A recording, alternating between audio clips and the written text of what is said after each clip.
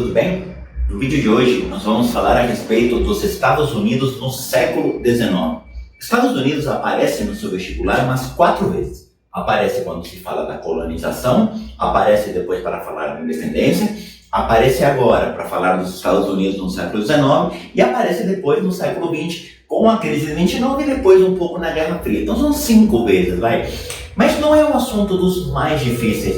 E tem um que especialmente esse ano, por conta de todas as questões raciais que estão pipocando pelos Estados Unidos e pelo mundo, esse ano tem uma chance enorme de cair e tem a ver com o século XIX. Bora lá ver? Os Estados Unidos no século XIX tiveram 2 grandes marcos na sua história. E o primeiro grande marco da história dos Estados Unidos no século XIX se dá no que se refere à formação territorial. Com os Estados Unidos acontece uma coisa muito semelhante com aquilo que aconteceu no Brasil com um delay de 200 anos. A colonização da América Inglesa, assim como foi a colonização portuguesa no Brasil, foi uma colonização que no primeiro momento se restringiu à faixa atlântica. Foi uma colonização litorânea. Acontece que no nosso caso do Brasil, já no período colonial, houve o processo de interiorização, bandeiras, entradas, pecuária. Nos Estados Unidos, isso aconteceu pós-independência. O momento da formação territorial foi o século XIX. Por quê? No século XIX, começa um violento processo de expansão territorial. E essa expansão territorial tinha como grande destino, como grande objetivo, o Oeste. Tem uma expressão que a gente usa loucamente, até no Brasil, virou nome de música, certo? Que é a expressão faroeste. De onde vem a expressão faroeste? Far, em inglês, longe. Oeste, no caso, um portuguesismo, certo? A expressão correta é far west. O distante oeste. O longínquo oeste. Por quê? Porque a colonização dos Estados Unidos ela foi uma colonização na costa leste, na costa atlântica. A conquista do oeste se dá nesse processo de expansão territorial, cujo nome é o que a gente vai chamar de a Marcha para Oeste.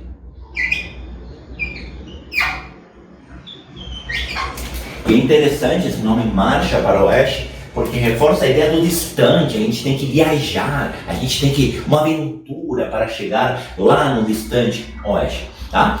Nicolás, mas o que levaria essa busca, essa viagem tão desenfreada? Quando a gente fala da marcha para o Oeste, é muito importante que você saiba que foi basicamente uma busca por 3 coisas.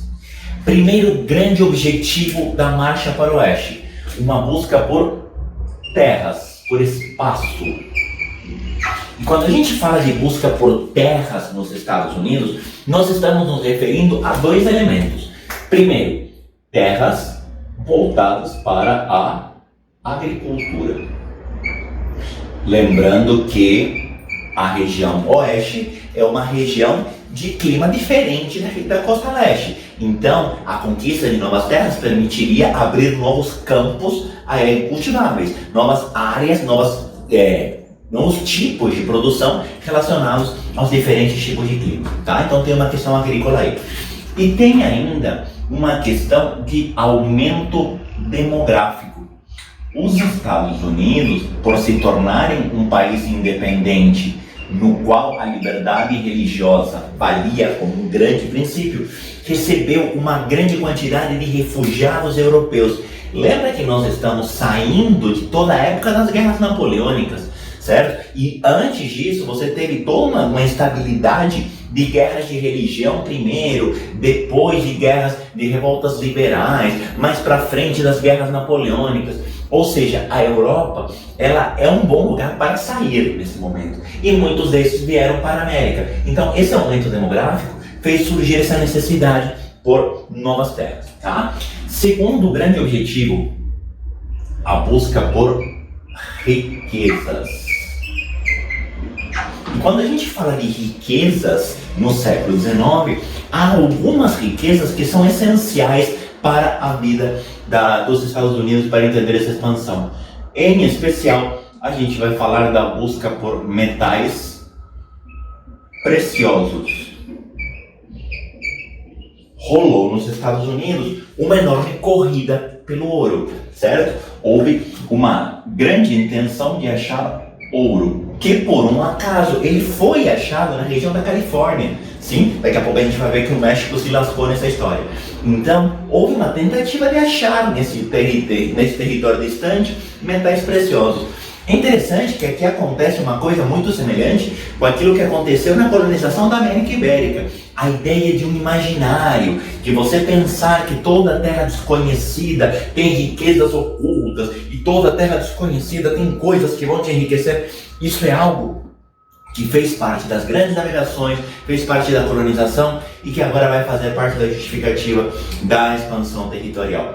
Mas tem uma outra coisa que os Estados Unidos vão buscar nessa expansão, que é a busca pela hegemonia.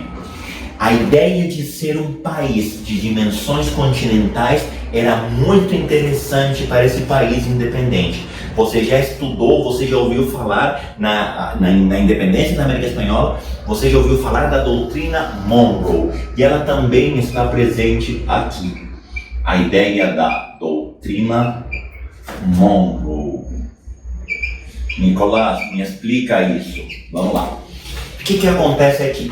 Doutrina Monroe, para aqueles que não estão muito se ligando das datas, 1823. Você que nunca ouviu falar disso, vale o spoiler, tá? Quando o Congresso de Viena, em 1815, começa a falar em legitimidade, começa a falar em restauração do antigo regime, um dos pontos dessa legitimidade, dessa restauração do antigo regime, passava pelo colonialismo. O Congresso de Viena até chega a criar um exército chamado Santa Aliança para lutar contra toda e qualquer revolta liberal ou anticolonial. Ou seja, a Europa tinha claramente mostrado interesse na América. Você estudou ou vai estudar que a América Espanhola começa a conseguir as suas independências, os países da América Espanhola começam a consolidar a sua independência lá para 1815, quando Napoleão cai, certo? Mas houve uma tentativa de contra-revolução, de contra-ataque do Congresso de Viena, assim como houve na Europa para conter as revoltas liberais. E havia, por parte dos Estados Unidos, um medo de que essas terras do oeste, pelo fato de estarem vazias, se tornassem um lugar de estabelecimento de países europeus ligados ao antigo regime e que, por um acaso, eles pudessem ser contra as independências dele mesmo e do resto da América. Porque os Estados Unidos já têm uma pretensão de ser uma potência regional e, para isso, era muito interessante afastar qualquer possibilidade de ocupação por parte da Europa. E nós temos um princípio, que é um princípio que norteou lá a colonização, que é o princípio do uti possidetis, é meu aquilo que eu uso. Essas terras desocupadas poderiam perfeitamente se transformar em terras ocupadas por países europeus ligados ao antigo regime. E aí entra o Monroe. James Monroe envia uma carta ao Congresso de Viena dizendo América para os americanos. E essa fala é no mínimo ambígua. Quando ele fala de América para os americanos, ele deixa no ar quem são os americanos. São todos, somos só nós, ele não deixa muito claro, certo? Se você perguntar para um cara que nasce nos Estados Unidos de onde você é, ele vai te responder, eu sou americano.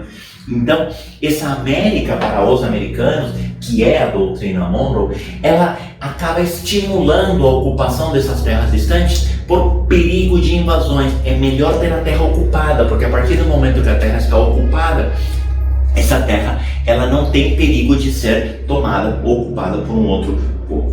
Tudo bem? Então, isso é importante. Quando a gente fala de formação territorial, a formação territorial, a expansão territorial norte-americana se dá através de 3 processos. Isso eu quero que você guarde. Como que os Estados Unidos conseguem ter um tamanho tão gigante nessa época? Primeiro processo, a ocupação. Os Estados Unidos sempre primeiro ocupam as terras. A primeira providência é a ocupação. Só que isso é muito importante que você guarde. essa ocupação não é de terras vazias. Essas terras estavam ocupadas por nativos. O que isso significa? Que essa ocupação envolve um massacre de nativos.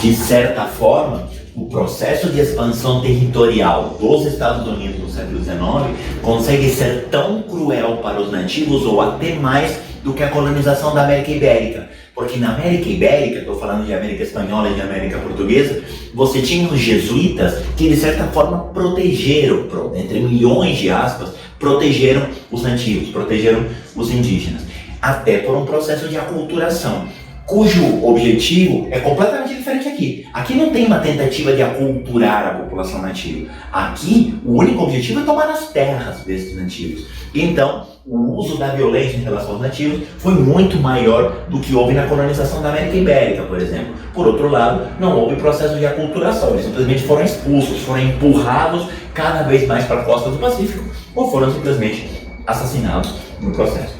É interessante que os Estados Unidos primeiro ocupam e depois que ocupam começam as ações de diplomacia.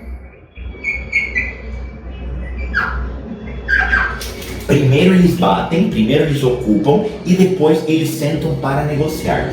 Quando eles sentam para negociar, entra a questão da compra de territórios. E nessa compra de territórios, eu vou destacar para você 2 territórios que foram comprados aqui. A Louisiana e a Flórida, que não são exatamente oeste, mas fazem parte desse processo de expansão territorial, de conquista através da diplomacia. O Oregon também foi negociado com a Inglaterra. A Louisiana com a França, a Flórida com a Espanha, o Oregon com a Inglaterra. Mas cuidado, os Estados Unidos primeiro ocupam a terra e depois decidem negociar. Tá? E o terceiro processo, que a gente nunca pode perder de vista, foram as guerras. Tá? No processo de formação territorial dos Estados Unidos, teve um país que se deu muito mal, mas muito mal.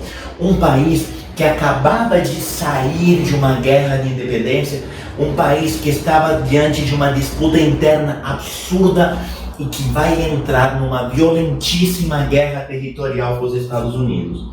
De quem que estou te falando?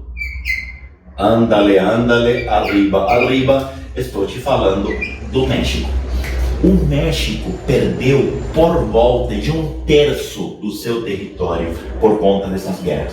Quando a gente fala do México, em especial, é importante que você guarde que houve o ataque, a invasão e as guerras pelo território da Califórnia e pelo território do Texas. Tudo isso era território mexicano que foi tomado a partir de guerras pelos Estados Unidos. Com o agravante que, no caso da Califórnia, mais para frente descobriu-se ouro na Califórnia, certo? Então a sorte americana foi dupla. Num primeiro momento uma questão territorial, mais para frente ainda encontra ouro, certo? A relação do México com os Estados Unidos vai ser uma relação bastante complicada já desde aquele momento. E aí você lembra de um certo presidente que anda aos Trumps e barrancos com seus vizinhos, certo? Quer fazer muro. A relação México-Estados Unidos é um problema atual, um problema que vem lá do tempo da formação territorial norte-americana. Tudo bem? Só que tudo isso, isso precisava ser justificado de alguma forma. E esse é um ponto fundamental para a sua prova. Qual vai ser a justificativa para esse processo todo? Eu vou deixar bem destacado aqui, porque isso é muito importante para que você guarde para a sua prova. Como que os Estados Unidos, como que os norte-americanos vão justificar, certo, esse processo de expansão?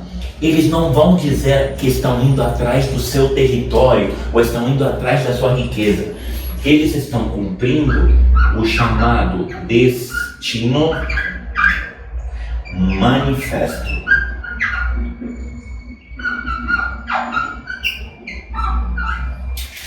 O que é esse Destino Manifesto? Esse destino manifesto seria uma missão divina. Deus nos escolheu, Deus nos separou, Deus nos enviou, Deus nos fez atravessar o oceano. E aí há uma intertextualidade muito interessante do relato bíblico do livro do Êxodo, do povo hebreu que sai do Egito através do Mar Vermelho para chegar na Canaã. Só que com uma adaptação calvinista. Deus, antes do nosso nascimento, nos escolheu, ainda da pré-destinação. E Deus nos levou pelo Oceano Atlântico, olha o Mar Vermelho, versão McDonald's. Nos levou pelo Oceano Atlântico e nos trouxe até a Terra Prometida. E nos deu a Terra Prometida. Mas essa terra tem um preço. Nós temos uma missão de levar a liberdade, o progresso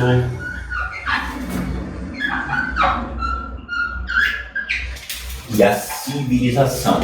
Deus nos escolheu para levar a liberdade, o progresso e a civilização para os 4 cantos do mundo.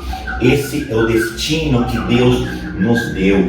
Esse é a missão que Deus nos deu. É muito interessante que esse destino manifesto ele foi utilizado num primeiro momento para consolidar o território, mas esse mesmo destino manifesto ele vai aparecer pelo resto da história dos Estados Unidos, mas principalmente cada vez que os Estados Unidos fazem uma interferência política no Oriente Médio para proteger da democracia, das ditaduras terroristas fundamentalistas islâmicas. Apela-se, invoca-se esse mesmo destino manifesto. Deus nos colocou na terra para levar o progresso, para levar a liberdade, para levar a democracia, para levar a civilização. E também a gente poderia pensar que nós estamos num momento em que, em paralelo a esse processo, está ocorrendo o imperialismo europeu na África. Começam as primeiras tentativas imperialistas na África, que vão ser justificadas também por uma missão civilizatória, essa 100% científica. Aqui não, aqui é uma invocação divina, certo? Deus nos deu esse destino, e isso tem a ver com a formação calvinista, a formação voltada para a predestinação que tem nos Estados Unidos. O século XIX é o século da formação territorial e da consolidação dos Estados Unidos como sendo um país de dimensões continentais e a partir daí caminhando para ser uma grande potência na América. Tem mais um elemento importante dos Estados Unidos no século XIX, mas isso é um assunto para um próximo vídeo. Beleza? Tchau, tchau, obrigado, até o próximo vídeo.